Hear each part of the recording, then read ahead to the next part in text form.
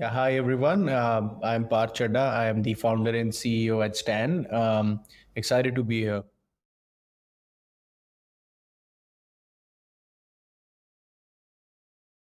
What's an elevator pitch of stand? Okay, you put me in a tough spot, but that's like the usual one. So yeah, Stan is basically a gamer's companion app. Gamers basically come and engage with each other, with their favorite YouTubers. They can play, collect, earn on the platform. So it's more like our Discord plus plus for the gamers. So we are essentially solving the problem of like gamers lacking sense of belongingness and connecting them with their favorite KOLs and YouTubers. Uh, Describe the platform to me. What does the app look like? What's the look and feel of it? What's the user experience of it? So basically, it's a mobile app. You will find it on the Play Store and App Store.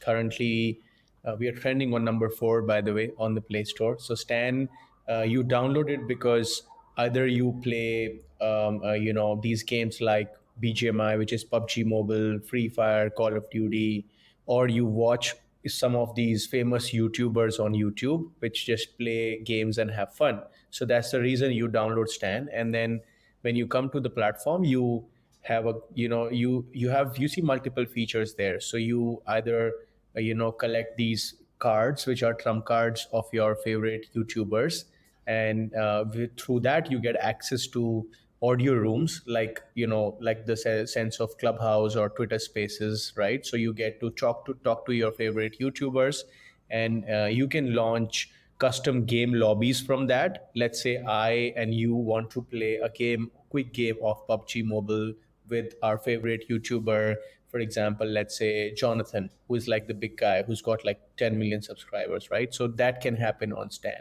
And while all that happens, you can engage with the other gamers. There are fan rooms, there are chat rooms. Then there's a unique place where you can collect and buy gaming codes. So net it's like a community platform for gamers where you can typically get involved in all the things which a gamer goes through in his daily life. These rooms are what? Are they like Facebook groups or No, no, again? it's I have all not used yeah. Discord also, so Okay. coming from Oh, then it that becomes slightly lens, difficult. Got it. So yeah. it's basically you.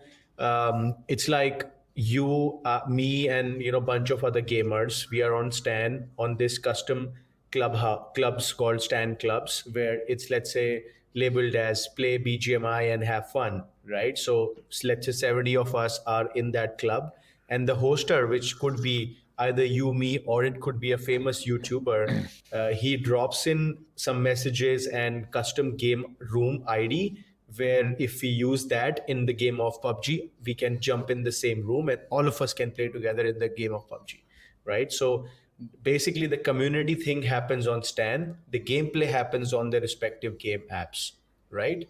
And everything apart from just playing, like you can follow your favorite creator, you can gift the creator, you can basically buy his collectibles on the app, and if you buy and upgrade his collectible, you get a signed jersey or a meet and greet, or you can even earn game codes, redeem codes. So in a gamer's life, there are a lot of rewards which are very fascinating, right?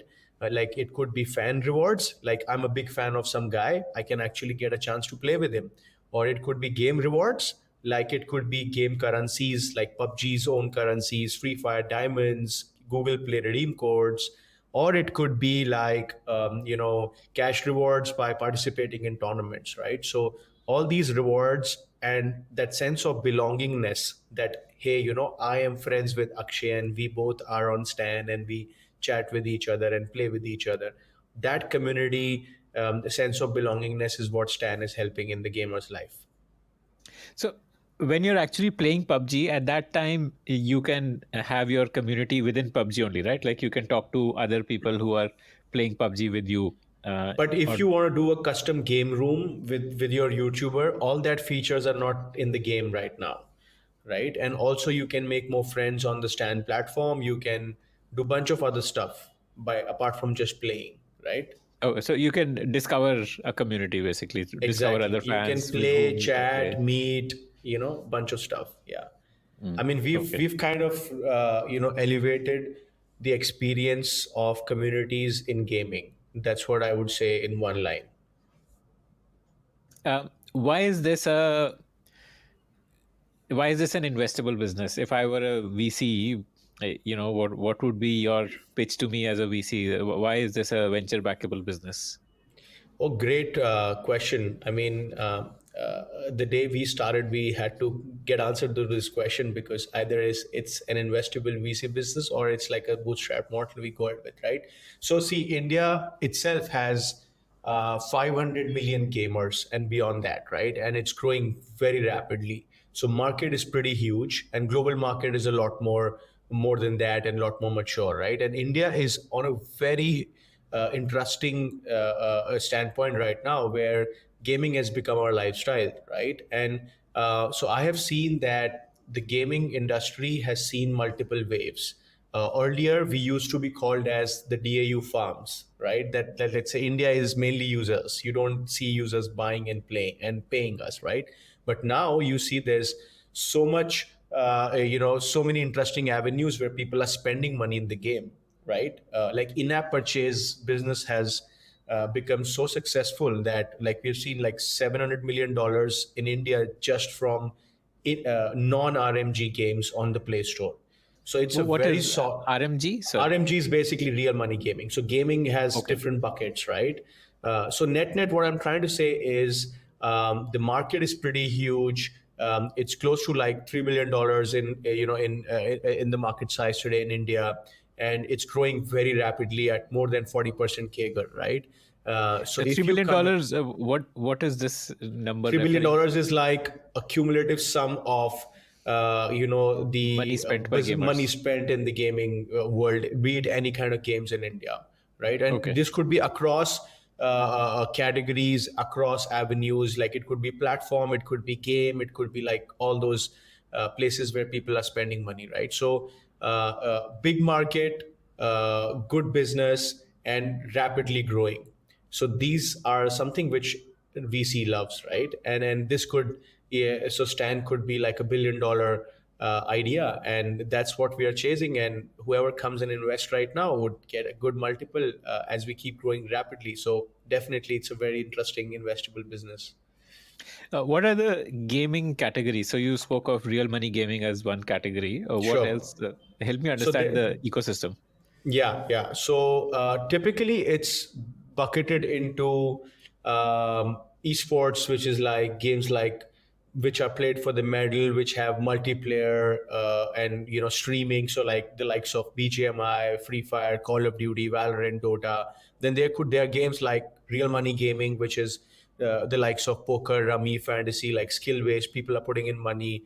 Then hyper casual is a good category where you see games like Ludo, Carom, Flappy Bird, Farmville, right? And then there could be time killer games, strategy games, where time killer is like just spending time on the game, like 2048, which could be like an overlap with hyper casual. And strategy is something like where you need to build your things in the game, like Roblox or GTA and stuff like that, right? So these are different sort of genres which we see, and obviously then this could be further bucketed into FPS, MMORPG, and Just give blah me the blah full blah. forms of Like these. FPS is first person shooting games, Okay. right? So BGMI basically, is FPS. BGMI is FPS, right? And then there are like various sort of games where you would see like different categories to define these games. But net, which I have given you is I mean, role playing games is part of esports as well, right? MMORPG, which I was talking about. So online games, and all these games could have an offline version, could have an online version, right? Online is when you play with the multiplayer. Somebody sitting in Delhi is playing with somebody in Bangalore, right? So stuff like that. Okay, got it. So I'm assuming that real money gaming, hyper casual gaming, none of these need a fan engagement platform because I mean there is no there's no deep engagement with a hyper casual game. There's no deep engagement with real money It gaming. totally You're depends. in it for If the it money. I mean, if somebody is streaming the game and people are liking that guy or that streamer, watch like to watch him, like for example a casual game like Among Us, which is like as simple as Mafia, which we used to play in real life, right? Like villager, thief, and doctor sort of roles, right? Which you assign, and then you have to figure out who's what. So that game is like Among Us, and it's a very hyper casual. But there are content creators, YouTubers who are streaming that game, and I'm watching it for fun. So I could be a big fan of that game and that streamer, right? So there's fan engagement on an individual level and also on a game level as well. So if I could be a big fan of Ludo and I could be part of the Ludo community, right? And there could be guys who are like streaming Ludo and having fun, right? So it totally depends on how we are looking at it. but what does your data tell you? What kind of games see engagement on Stan? Oh, I mean, we've got a very big community on PUBG Mobile, Free Fire, Valorant, and we do see hyper casual games like Among Us, Pokemon Unite. I mean, these are the names which you will see content creators on YouTube which are live streaming these games or putting videos and content around it. So these are like some of the very popular titles in Indian market. So I'm guessing then a key uh, asset for you is to get the creators on the platform. Like if you get creators, the fans will come automatically. It's one of it. I mean, last year, obviously, when we just started, we were building our brand that, people to know what is Stan exactly. And now, and that's when we onboarded a lot of creators, the top tier ones. But now there's a very big long tail of creators who want to come and partner with us because there are two stakeholders in the entire Stan's ecosystem. One is the gamer himself, and the other is the creator. And this gamer could become a creator as well, right? Creator makes money, gamer spends money, right? And or gamer earns the rewards which I was talking about, like fan rewards, game rewards, and so on and so forth. Because creators are getting a chance to monetize very early, which they are not getting on any other platform in gaming. Typically, they do YouTube, right? And YouTube does not help them monetize day one. But Stan, you can just start a club on Stan app and you can start monetizing with maybe just like 30 fans of yours. So that is one big reason why these guys come to Stan organically now. And we have like a very strong partnership with 500 odd creators in gaming. I mean, there's a very long tail of 1,000+ creators which are looking forward to onboarding on Stan. But we are very selective at the moment, and we have like all the top guys, mid-core guys on the platform. And yes, you are right to some extent that if the big guys come, the big creators come, they bring their fans. And that's the announcements which come out on the platform and on our social media, and that brings us a lot of gamers on the platform. What's the pitch to a gamer? You said a gamer can start earning from day one with just 30 fans. Help me understand what is it that You're allows them talking to about the start earning? creator? The Yeah, the creator? creators. Yeah, Yeah. the So I creators. Sorry. can, so basically, there are clubs on the app, right? On the clubs, I can have ticketed experiences. Like I could just put a ticket to the club, which could be a card, or it could be like a token or NFT. Totally depends on the creator, right? Through that, if somebody buys that, they get a chance to talk and play in a custom game room with that guy, right? So that sort of revenue goes to the creator, right? And then the creator can obviously unlock more and more stuff, like he or she can sell more things, like if he's launching a merch, he can talk about that on his club. He can list his digital collectibles on the platform, right? So he can also grow his other communities through Stan, right? And these are certain ways where these creators are really looking at monetizing through the platform. Okay. And I can tell you some numbers, like it's been like an year of us being operating in the market, and we are close to 3 million plus gamers on the platform, with close to 300 odd creators which are live on the platform. And these creators have earned or made money close to 250K, 300K US dollars in the last 1 year. And that's pretty huge number if you calculate, because today creators just have like YouTube ads as the premium, earning model. And the ads come in favor of you if you crack the algorithm, track your YouTube dashboard and things like that. And there's no micro ticketing.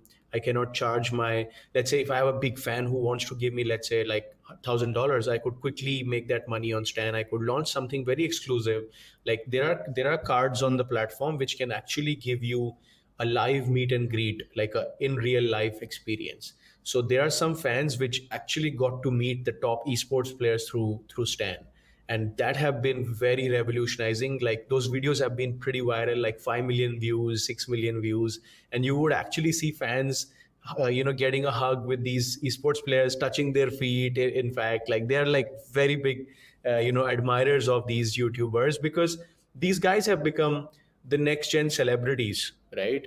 And the younger generation, the Gen Zs and millennials, are relating more with these guys as compared to the sports athletes and Bollywood celebrities, right? And gaming is now much more larger than entertainment and Bollywood, right? That's what even Mr. Mukesh Ambani has quoted, that this is going to overtake whatever we have. Okay. What are the kind of digital merchandise that they can sell? So one is, you're saying, a ticket, which is essentially a buy-in for an experience. It could be a gaming experience, it could be a real life experience. And then you spoke of other digital merchandise like NFTs. Like you could sell any collectible which could be coupled with anything exclusive, right? Like let's say you can launch Akshay's card which will give you a signed sneakers, like if you launch your sneakers brand. Or it could give you time with Akshay, like you and me chatting as a fan and a creator, right? It could give me a live match with you. It could give me a real life meet and greet, right? And it could give me what else, like a signed merchant, jersey, and so on and so forth, right? So there are a lot of things, and the creator decides what he or she could sell to the fans, right? And obviously there is a lot of economic play on the platform, which is driven through the Stan coins, which is our way of monetizing. And the share of the coins which are directly linked to you as a creator goes to you. So that's how the entire model works on the platform. Help me understand this Stan coins model. I mean, we are monetizing already. We are not a community or a social media platform which is not making money, right? We were very straightforward and upfront that we need to build a business here. So we thought, what's the best way to sort of create wedges and avenues to make money as a business? So we launched a platform currency called Stan Coins day one, and that's your entry point to do anything on the app. So you as a gamer or a user would buy Stan coins. With the coins you can buy those tickets, those cards, collectibles, custom game lobbies, and so on and so forth, right? And those coins get circulated, and I could sell you my collectible as well. You can trade these cards with me on the app, right? And that's how the coin even rotates, and it's like a simple in-game currency model, right? Like for example, if you're playing Clash Royale, which is a very popular game, you buy those currencies, and you keep on spending, and then at some point you feel, okay, I need to buy more, and then you buy more, right? So it's a community platform with a platform currency called Stan Coins, which actually helps the entire economy to be driven on the app. So Stan coins are the only currency. Like if I want to buy a digital collectible or anything, I will pay through Stan coins. Yes. So that's a centralized currency, one unified model where we are using. And what is it, like 1 rupee, one Stan coin, or what is 10 coins for 1 rupees. Okay. Okay. And do you have to pay the Google Play Store tax on this? Yeah, like obviously, Google charges 30%. The revenue yes, that's inevitable, and we have to go. And obviously, I mean, it's a lot, and that kind of discussions are already underway, that Google and Indian government is sort of, I think Supreme Court has challenged that, and they have started an alternative billing where you can get a discounted billing close to like 17-15% odd if you opt for that. But Play Store gives a lot of distribution to us. I mean, that solves a lot because like we are trending on number 4 on the Play Store, right? And that brings a lot of users to us who are gamers. And I think and there's a lot of trust that comes when the app is on the Play Store, and it's like top rated and the ratings are good. So we are okay to shell some percentage to Google on that. Okay, interesting. I'll come back to this. There is a recent development of Epic versus Google. I would want to hear that from you. But yeah, okay, got it. So, like a big fan of a game will essentially come on the platform. They will buy stand coins to do in-app purchases. It could be digital collectibles of the people that they admire. Essentially, is that only right? People that they admire, they buy digital Yeah, yeah. collectibles And also the tickets. coins help them to sort of engage with other gamers on the app. So net play with other gamers, play with your favorite creators, engage with the Why do you people need on coins platform. to play with other gamers? I mean, there could be a custom game room where there's entry through the coins, right? Ah, okay, okay, And then okay, you okay, need to put it. Yeah, yeah, okay. Got it. So somebody could create a game and absolutely. charge people to play in it. Okay, Yes, understood. yes. Okay, okay, got it. Okay, and so that this the stand coins. What kind of spends come to you, and what kind of spends go to creators? Like if I'm I mean, buying a digital it's totally collectible, then dependent. I mean, creator to creator and content to content, it varies big time. I mean, there could be objects or SKUs where the creator gets directly 30%. There could be like even 50%. Totally depends on what kind of SKU is being launched, and creator also, right? Like if it's a big creator, what kind of percentages we sign. Some of them are not on percentage basis. Some of them are like minimum guarantee that Stan is going to pay them, and they give X kind of deliverables across the partnership and exclusivities and so on and so forth. So it's a very mix and match model right now. let's say for a small time creator who's not a big celebrity, It could what be is it the could be model? even 50-50. Like you as a creator could make 50% on the entire purchases which has happened through you or your collectibles which are launched on the Stand platform, right? Okay. Yeah. And what about like someone creates a game room and you have to use coins? Do they get anything there? I mean, let's say you and I am we are playing together, and so we will take a cut. Rest goes to the guy who creates the game pool. Okay, okay, Yeah, understood. yeah. What is the split between people who are gamers versus people who go beyond playing and do stuff like watching other gamers live stream, and that level of that level of fandom? So what is the split there? I mean, there's a great overlap. What happens is these guys are like consuming gaming, let's say 7-8 hours average in a week also, right? Like they have some favorite YouTubers who are watching, and some of these guys are really super involved, who are like super fans, who would watch each and every stream of these guys, right? And there are just gamers who are like casual gamers. Obviously that would be, let's say, close to 30-40% of the entire gaming audience, who would just play. Let's say I'm a guy who would just play and not watch, right? And then there could be a situation where I really like the creator and I would watch his streams. So it's a very mixed and overlap thing. But people actually are very much inclined towards either learning game or having fun by watching it, right? So it's a totally different motivation for a gamer to sort of consume the content. Yeah.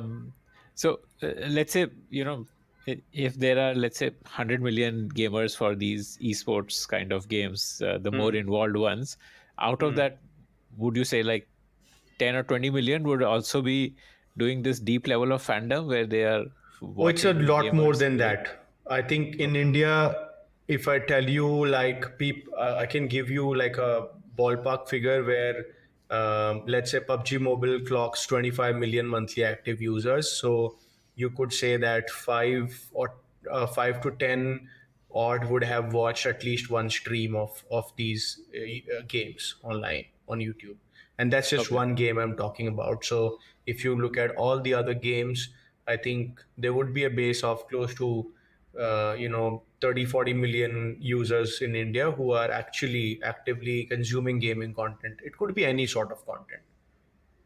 Okay. And Yeah. because in games you typically end up doing in-app purchases, so this audience is easier to monetize because they're already doing in-app purchases, so it is not a far stretch for them to do an in-app purchase on Stan. There are motivations which drive in-app purchase, right? If you are hitting the right use case, people will pay you, right? Like the social angle, the creator and fan angle, I think definitely wants gamers to spend, right? Or if it's helping them win more rewards, which could help them in the journey, then it also helps them a lot. Let's say if I want to buy something in a game of PUBG, I need so I can actually buy it by using redeem codes, Google Play redeem codes. And if I can win those redeem codes on Stan, it's a big win for me as a gamer. So it's sort of enabling his entire, economy in the gaming life.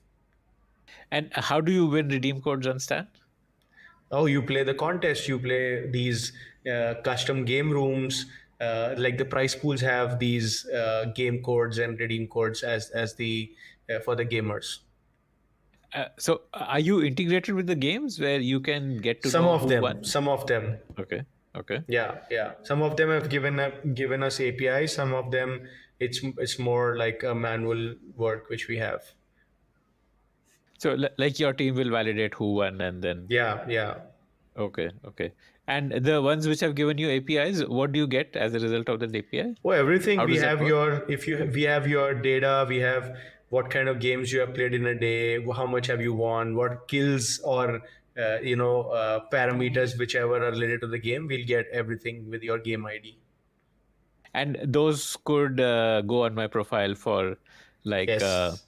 bragging Yeah, rights. absolutely. That's also one big thing which these guys get, a unified game profile in Stan.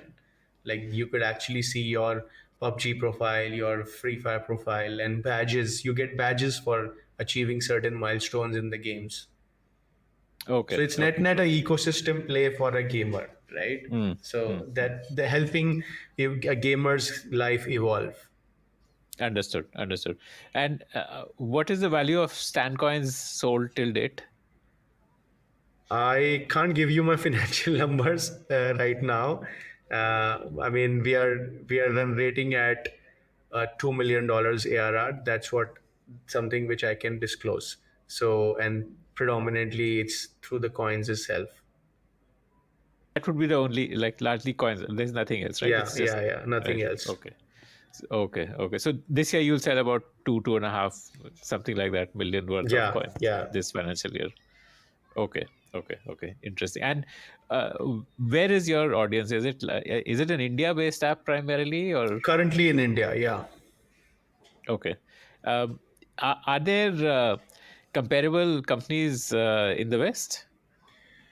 Not really. I mean, there's Discord, there's the games itself. There will be community apps, tournament apps, but not what Stan is building as such. We don't see that exactly coming out.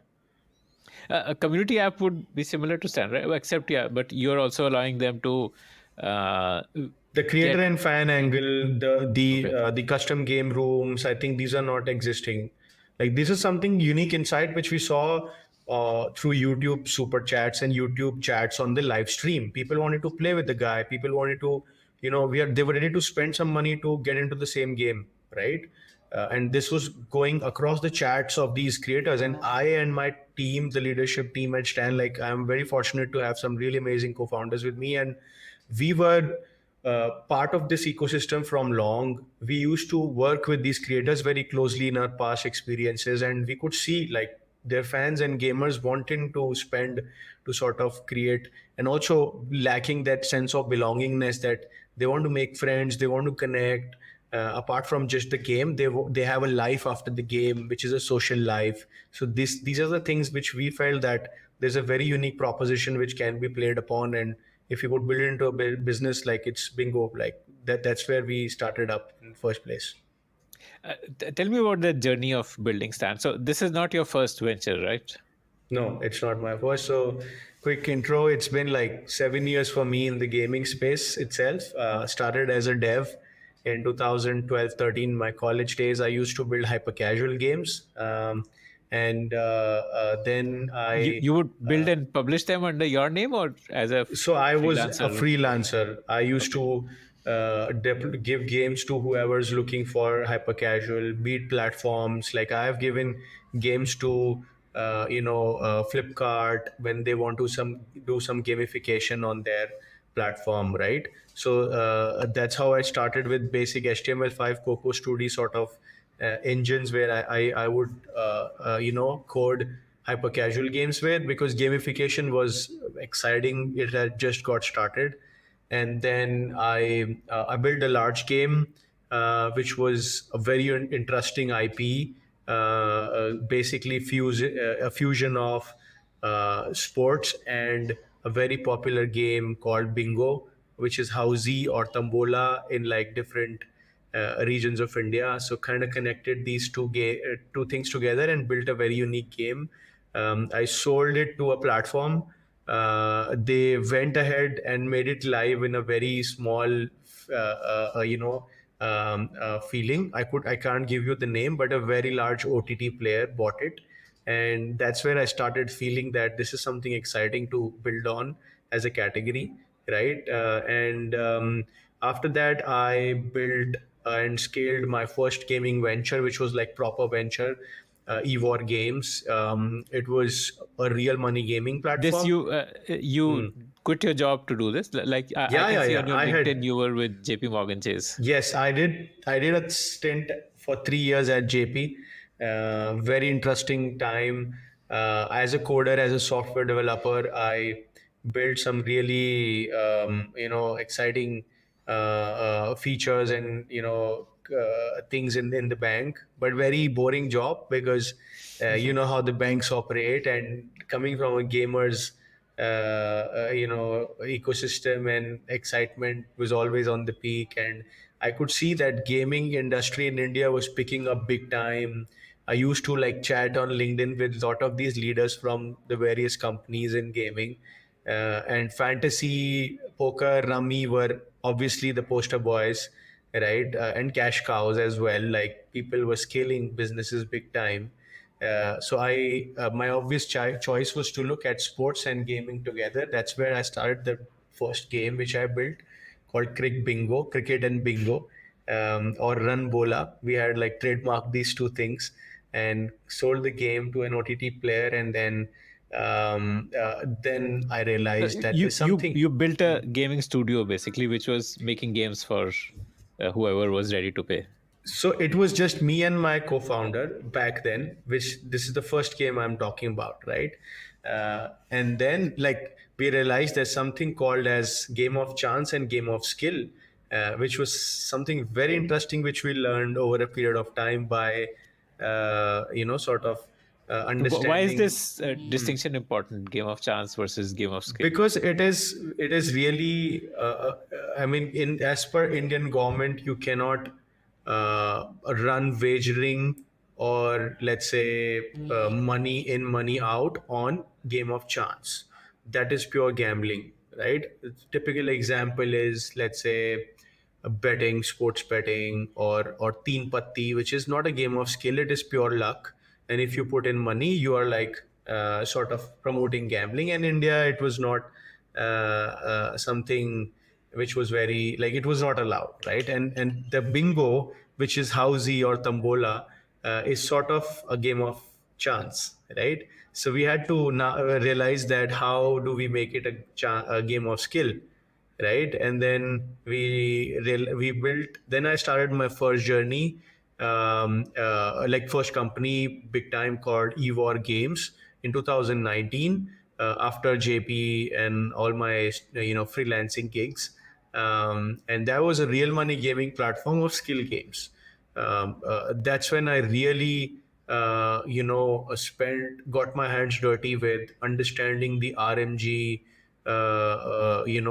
user base and market, how the distribution channels work, how what's the users' insights, how do we actually scale it big time. There were a lot of interesting learnings and takeaways from this business. We scaled Can it you, to. I want to understand this real money gaming space a little better. So, how did you, first of all, how did you make bingo from a game of chance to a game of skill? We were not successful fully there, but what? So I can quickly explain the game. So let's say there's a match of cricket where there's, let's say, IPL, RCB versus KKR, and RCB is batting. So Virat and Chris Gayle are playing, and they would hit a six, and six is the number which comes as a bingo number, and you need to strike off if you have it in your ticket. Okay, so that's the link how the thing happened. Now to put in the skill, we added a trivia. Like the moment you strike off the number, we would count it valid if you actually answer a question which could be a GK thing, like Sholay में गब्बर कौन था, or Virat's maximum runs. But it was like just to plug in skill element. Then And Evor happened. why do you say this Yeah. was not successful? Who decides I that this mean, is not a game of chance? no. It was a game of skill. And now after that trivia came in, but like my vision was to take it to a very big stage, right? Like imagine like World Cup is happening, and it was a very interesting game because females were not very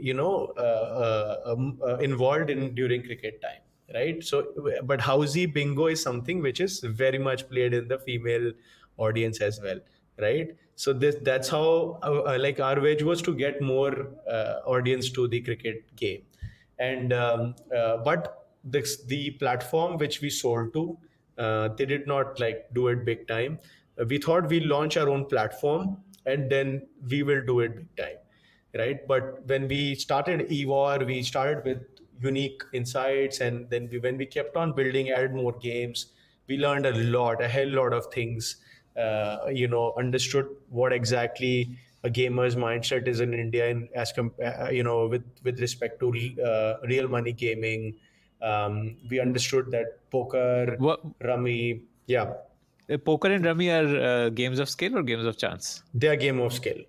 Okay. Because so how do you decide game of skill and chance? That's a very important and a unique thing to learn, right? So if you put same guys and give them the same cards or same thing, like if there is exactly the same winners coming out of the game, it's a game of skill, right? So you would typically see in the tournaments those same guys repeating. Obviously, there will be a randomness of what cards you get, but how you play the cards and create those pairs and stuff like that brings in a real skill element there. And people would really, really wager a lot on these games. Fantasy Dream 11 became super, super big in the market, and they taught people that you can create a team of 11, and very interesting stories which we learned from football fantasy, cricket fantasy, and then Ludo, which was again a very unique game in India. We did something revolutionizing there as well. So Ludo was a game with dice, right?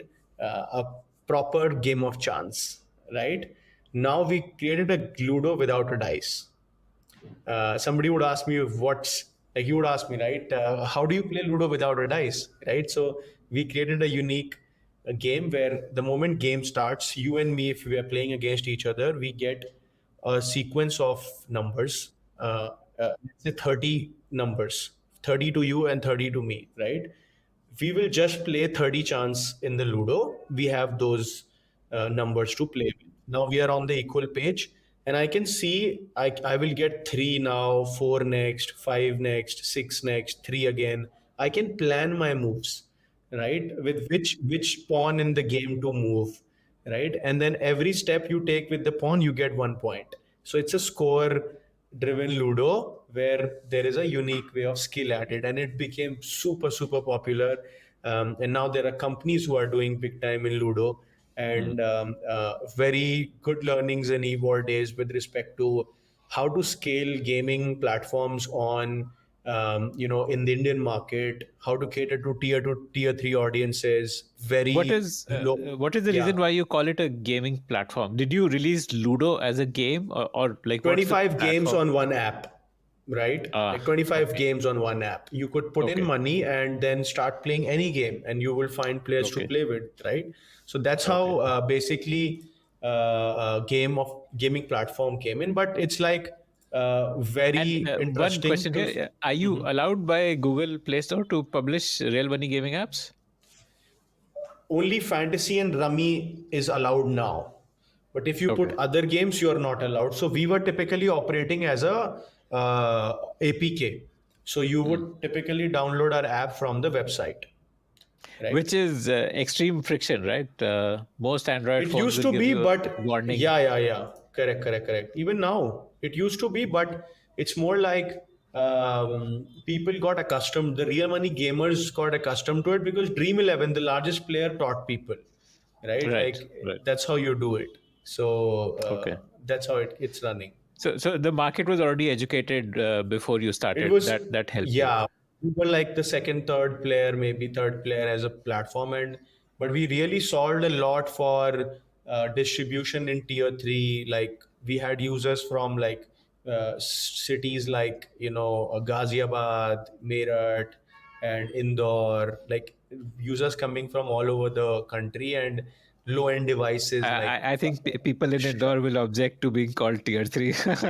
No, they would like not. Yeah, I'm not yeah, like categorizing them, but yeah. I'm obviously just Meerut, pulling your leg. Yeah, yeah. Indore would be what, tier two, yeah, right? yeah, yeah. Yeah, I'm saying like tier one, tier two, tier three. All these would be a mix, and And how did you onboard users from, like, beyond I can metros? tell you like these, and they were using devices which were like damn low end devices, like all these, Chinese phones, 4,000, $5,000, which you buy a smartphone with. And it was a great success for India market. Like gaming took off because of these two reasons, right? Like internet became super cheap with Geo, and mobile Right. phones became super cheap, and mobile games came out to be very interesting play. Like before 2016, everybody was talking PC games, and that's why the gaming industry was not flying that high, right? And we used to like pick hold of these YouTubers,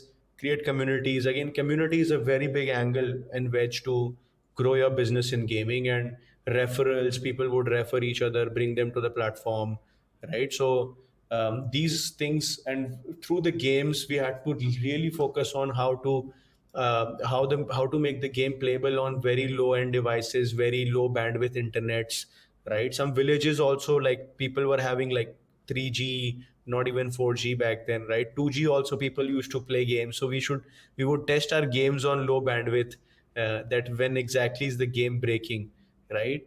To make it possible that everybody is able to play seamlessly. And there was money involved, so a lot of security has to be added in the platform as well, because you know how it is, right? Like people there, if there's money involved, people will look for opportunities to kind of pull out the extra cash from the Yeah, system. to game, Yeah, yeah, game the platform. yeah, exactly. So these are certain learnings. And interestingly, like look at how distribution happened for Evor as well, through YouTubers and gamers, is something which we really learned. And we felt that community fandom and socializing over games is a big wedge to build on. And that's how Stan got But created. why not continue in the real money gaming category? That is a big There were two category and reasons. We were, multiple unicorns. yeah, but regulatory hurdles were coming our way. We were slightly aware of this GST issue which government was putting. Like now it's live with the 28% GST.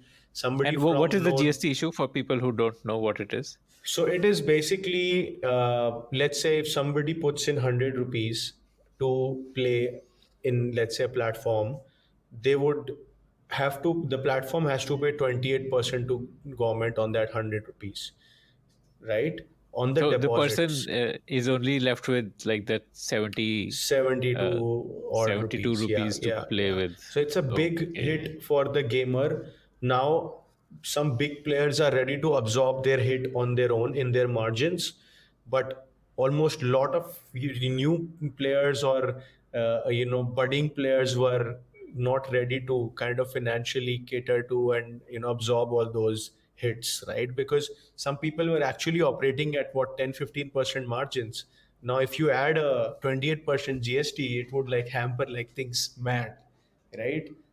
So that is the big reason we also sort of took this step that we need to move to building something which is proper business, which works well, builds on scale. And I was seeing this era of gaming where people wanted to play with each other and play with your favorite YouTuber, right? And a lot of content creators were coming up. So creator economy is something which I feel that is not solved yet. Like if you meet anybody today, like 10 people, out of them at least 7 wants to become creator, right? Running a podcast is obviously also a creator sort of approach. It could be YouTuber, it could be influencer on Instagram. So we saw there's a very very big wave of creators come up, and lot of them try their hands on gaming because they know consumption of gaming is high, right? You would see non-gaming creators like playing games on their videos and streams because they know that this video will work, go to the masses, because gaming ka consumption zyada hai, right? So but how to solve for monetization, how to get these guys to make money out of it?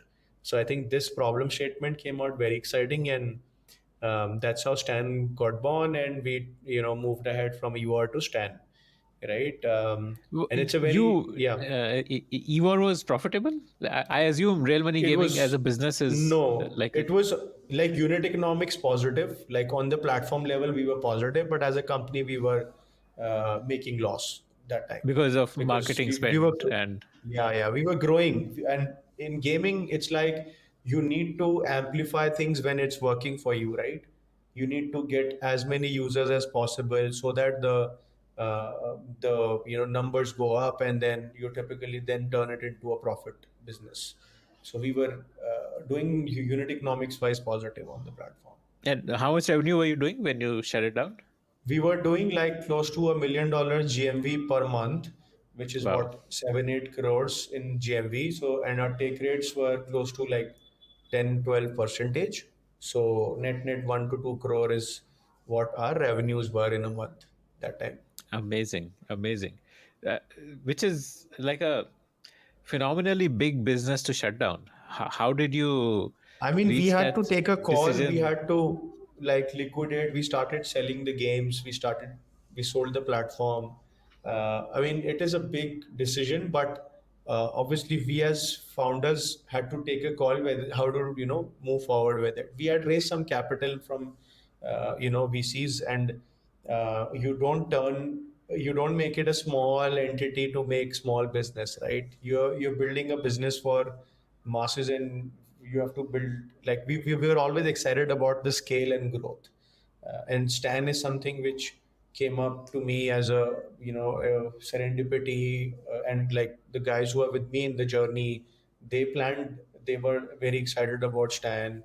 So it happened, and then I felt that this idea is a new generation thing, and this is going to take us to the global market, and this does not have that RMG angle to it, right? So a lot of reasons where it helped us take this decision.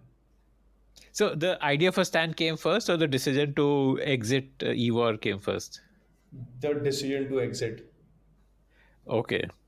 Uh, Yeah. I'm still. I want to kind of learn from you how you take that call to exit a business which is at a 10 to 12 million dollar annual I GMV. mean, you're burning money, right? Either you get more people to put in money. So it was Okay. getting difficult to raise capital, right? So Okay. it's like And it's. the investors were telling you that there is a regulatory overhang in this sector. That's why we We don't were want to educating invest. the investors. Investors actually don't have the in-depth knowledge of categories because they are actually like investing in various categories, right? So we had a lot of discussions, and then we took a call. I mean, it was a mutual understanding. We had a lot of strategic interest to acquire the business as well. One of the leading fantasy player gave us a very good offer, but things went no, south, and we couldn't move forward, and we have but very interesting insights, because everybody who comes to acquires uh, tries to maximize their output as compared to the other persons, right? So I would say phrases like that. And So getting locked in for the getting deal locked in being for five offered. years yeah, Ah, so okay. getting locked in for many years, and so on and so forth, right? So there was like a lot of shifts, and then I think the regulatory hurdles were on the way. I think if somebody would have acquired us, also would have felt later that why did we do this, because this the 28% GST thing was very very big. It has impacted a lot of companies. Now a lot of companies have shut down in real money gaming.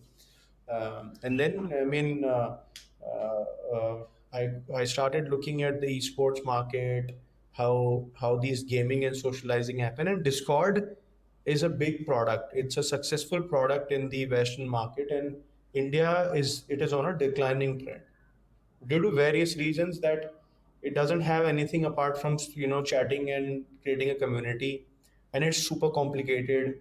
It's not so much handy or localized or bespoke for Indian or emerging market, right? I'm sure that's why you also don't use Discord, right? A lot of people have that friction with using Discord. So we felt that there is an interesting opportunity here, and gamers is something which we really understand. We understand how, because we've been the gamers. I've like built games, played games, and myself like looked at India market, and now I think we have really cracked something here, because we have organically reached 3 million gamers. We are trending on like number four on the Play Store. We're doing a decent business as well, and now we are really moving fast, getting to as many gamers as possible and becoming the go-to platform for gamers in India, right? Okay, interesting. So the entity remains the same for eWars No, no, and no. Stan, or It's a you new shut that company down? altogether. Okay, Yeah, it's a you new started a company new altogether. company Yeah, with a new cap table and new set of investors. yeah. So, I mean, the fact that you had to shut down your last company, did it make fundraise difficult? No, I mean there was a decent and like learnings we had. Yeah, Some of the I mean, invest, yeah, 10, 12 some of the million investors, GMV is yeah, a some of big the deal. investors, like we were very solid executioners, and building a business is not like everything is gonna work out for you, right? And not every time it hits the board, right? uh, so, and investors really value that, because and second time founders, I think there's a lot more maturity. When I remember myself in evo days, I was a very different person, and as compared to now, I'm much more calm, mature in my decision. There's a lot of data driven analysis which we do. There's a lot of gut feelings which work now, because we connect the dots backwards and remember कि तब क्या हो रहा था, अब क्या हो रहा है, right? So I think businesses are like that. Like, I come from a business family background, so my parents have been into business from my grandfather days, and I could really put analogies in place कि वो लोग कैसे सोचते हैं, और because we put this fancy word startup and VCs and investors, but net it's like you're building the true dhanda. You're going behind the market share. Like, there's a market, either you're creating the pie or you are getting the share of the pie, right? So, like, to your question, I think investors are really, interesting bunch of people who really understand you, who look at, who actually help you get some answers to the questions. So I did not. Now I have really good partners in Stan right now.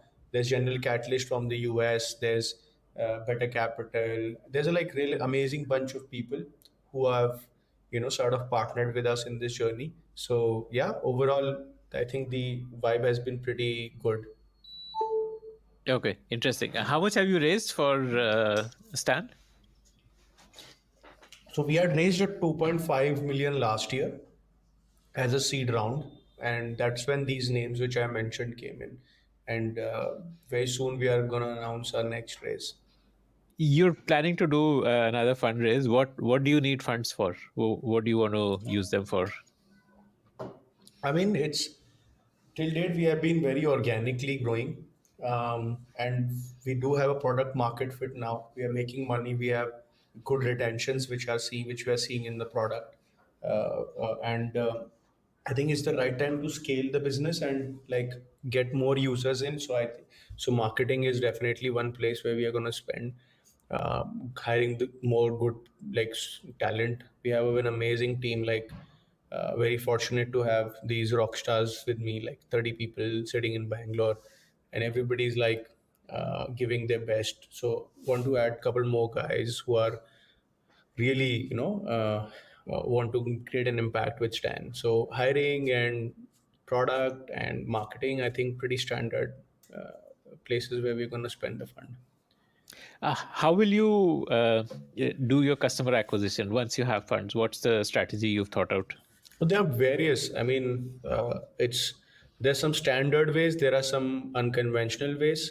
Standard is typically those Instagram ads, performance marketing, and unconventional is basically creating those GTMs, like partnering with tournaments and esports, getting more creators, and then getting to more communities in Discord, Telegram, wherever these gamers exist, right?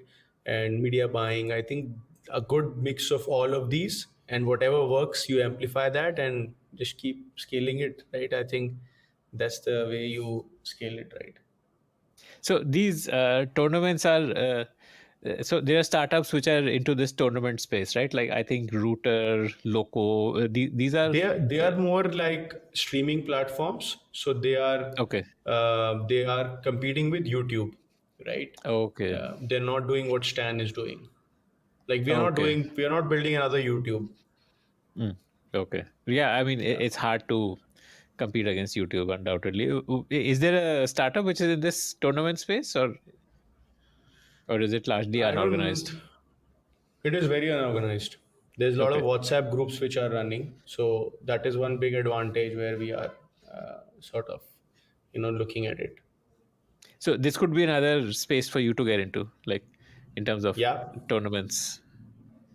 it's already running on the platform. So like the right go to market strategies are this only, like partnerships, adding these games which are working, which games have community, adding more creators, getting more long that long tail of budding creators. Like we have just started a Stand Creator Partner Program where people have applied. There's like 700 applications we have received.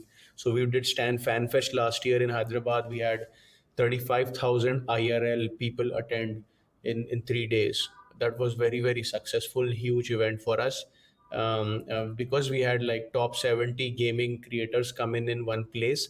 Our users, the fans, they came in, attended that event. They got exclusive meet and greets, and just like how YouTube Fan Fest used to happen, but Stan Fan Fest is like beyond that in terms of gaming itself. So a huge success. So a lot of creators reached out to us. So this time we did a Stan Creator Fest in 2023 in Hyderabad again, and we had like close to like 150 plus creators in one place, and then we opened up for all the budding creators. We made creators talk to each other, what is working, what is not working, sort of educating that. So I think these are the GTMs which are really working for us, and we would double down on these. Stan FanFest 2 is what is coming up in 2024, where we do a much larger IP.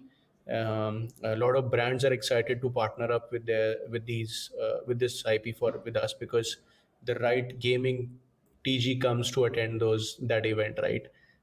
So yeah, I think these are some unconventional ways where Stan is kind of creating an impact and acquiring our users.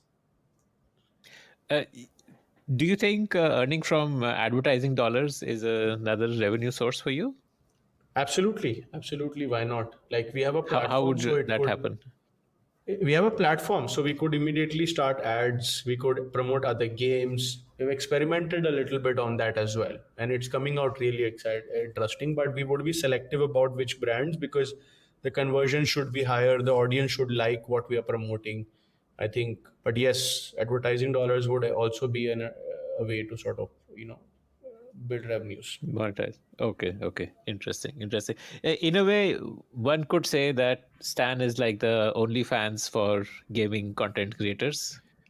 Apart from all the nudity and the negative stuff. Yeah, yeah, yeah. But you know how? I mean, It's a cleaner OnlyFans. OnlyFans.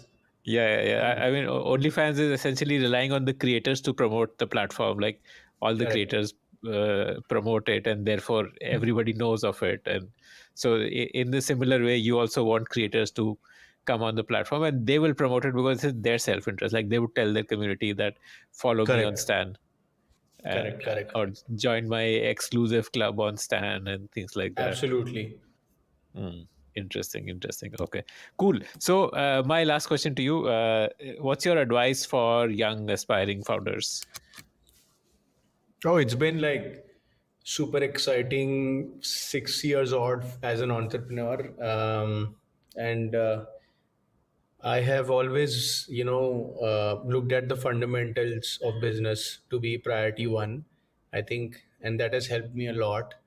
Data driven decisions, looking at the data, understanding, how the business is going, what is working, what's not working is very important. And obviously, there are a lot of gut feelings which come your way. Network is very important. So build your good network. I think it has helped us a lot, helped me personally, and work on something which helps you stay, sane, because business turns you insane in a lot of ways. So, like I work out, I tend to do certain things which help me in the parallel world of my personal life, because the right physical, mental health and physical health sort of helps a lot as founders to grow. I think that's something which has come a long way with me. And um, what else? Yeah, I think these are certain things which I really feel some like people lack. I also, was missing out on these fronts, when I started. So if somebody would have actually told me, and be patient and not be harsh on yourself. I have been very harsh when I started as an entrepreneur, like crushing it every day and night, like not letting myself sleep कि कुछ बनाना है कुछ करना है, but that's just pure amateur or early days of entrepreneurship. Right? So I think these are the things which, if somebody would have sat with me and told me that take it Uh, easy, uh, understand the right things, do the right, mm. take the decisions in a manner, build your network. I think these are certain 4 5 points which have helped us a lot. I'm a bit surprised that you spoke of networking because your products are built for viral growth, right? You're Yeah. not you're I mean, with that kind of approach is typically the approach of someone who is more of an introvert, who likes to create products which sell themselves rather than the person It's a having to. mix of both. I mean, Mm, product speaks for itself, as well as the product which speaks for itself will reach that point through all the extrovert activities. Because mm. being an extrovert, being a socializer gets you the right team, gets you the right funds. I think then you reach the right product. I think that's been my learning, Interesting, interesting. right? Okay, so Because so you cannot networking helped just you in be. fundraise, Yeah, I in mean, hiring, that's in. that's me. Obviously it could be very different for others. Like, I don't know what Zuckerberg's life has been, but from the movie and everything we know that he himself sat and coded and it became viral. But in our case, that's not the thing.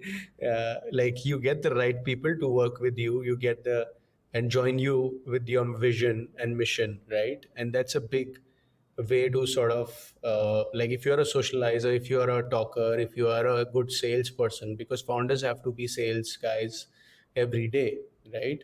So that gets you the right product which speaks for itself.